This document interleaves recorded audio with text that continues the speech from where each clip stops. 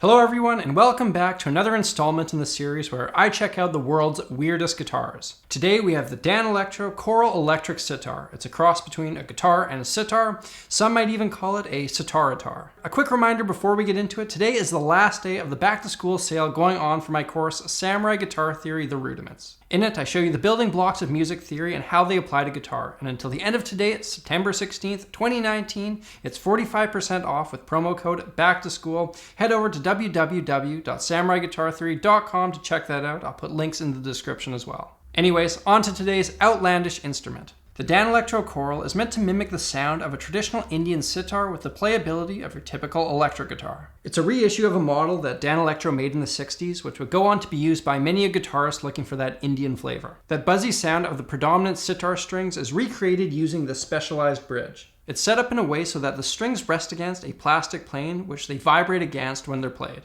It's a similar principle to when you get fret buzz on a poorly set up guitar, but this is controlled and it's on purpose. Here's how it sounds.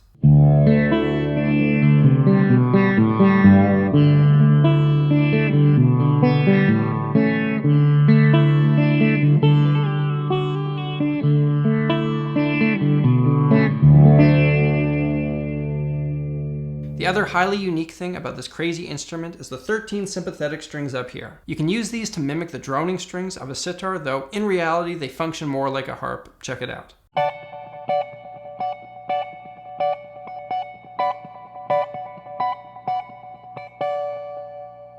There are different pickups for each of these two systems, so of course you can play them together.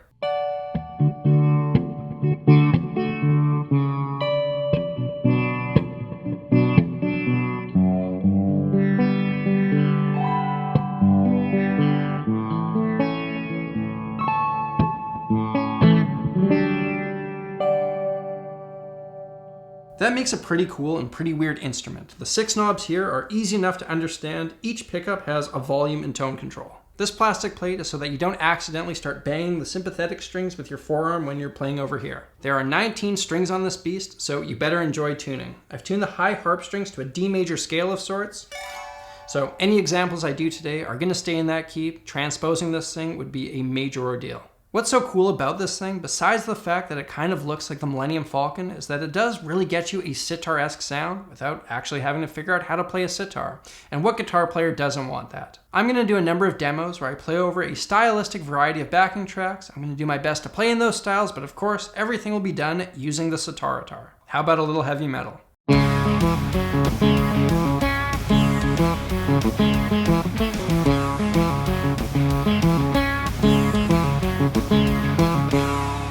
Despite the fact that this thing has 19 strings, I'm not sure that Stevie T or Jared Dines are going to come calling. Let's try some chicken picking.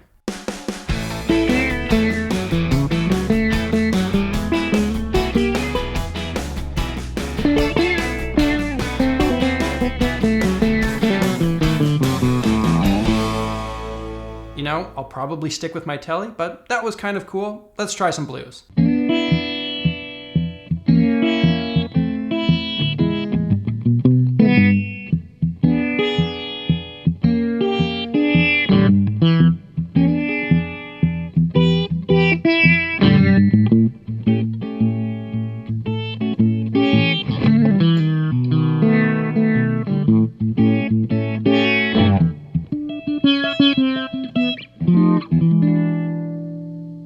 If you can't tell, I'm quite enjoying myself. Here's some old-timey swing.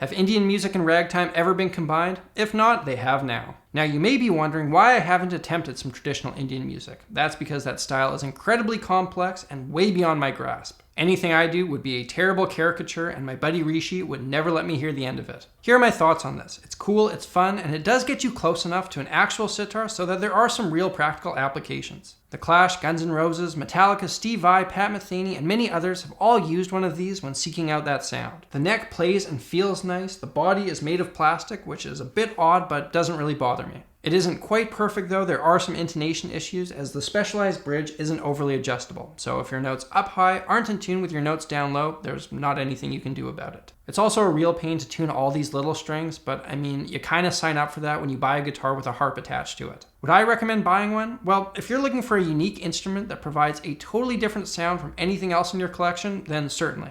I personally am very glad I have this, and I'm sure there will come a time when it's exactly what I need. You can also save a few bucks if you want by buying a similar instrument by Danelectro that essentially does the same thing but without the harp strings. That's called the baby sitar. For more information on either of these two instruments, I'll put up links in the description. I'm going to wrap this up with a little something I came up with that utilizes both sets of strings. It's not an easy task, but as of now, it's the best I can do.